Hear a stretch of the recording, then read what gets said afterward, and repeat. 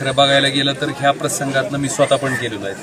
कारण 2006 रोजी माझ्यासुद्धा वडिलांचा अशाच पद्धतीनं खून झालेला होता. आणि ती आग काय असते पोटातली, मला वाटते त्याचं शब्दात वर्णन कोणीही करू शकत नाही.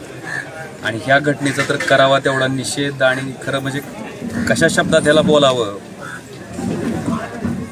म्हणजे इतका नीचपणाचा कळस असू शकत. इतक्या वाईट पद्धतीनं महाराष्ट्रासारख्या पुरोगामी राज्यात जर अशा घटना होत असतील तर खरंच ते नेमकं आपण कुठं राहतोय इथपर्यंत विचार करण्या इतपत ही परिस्थिती ह्या भागातली ह्या घटनेवरनं त्या ठिकाणी अधोरेखित होती. खरं बघायला गेलं तर ह्या प्रसंगातनं मी स्वतः पण गेलेलो आहे. कारण 2006 रोजी माझ्यासुद्धा वडिलांचा अशाच पद्धतीनं खून झालेला होता. आणि ती आग काय असते पोटातली, मला वाटते त्याचं शब्दात वर्णन कोणीही करू शकत नाही. आणि ह्या घटनेचा तर करावा तेवढा निषेध, आणि खरं म्हणजे कशा शब्दात ह्याला बोलावं, म्हणजे इतका नीचपणाचा कळस असू शकत.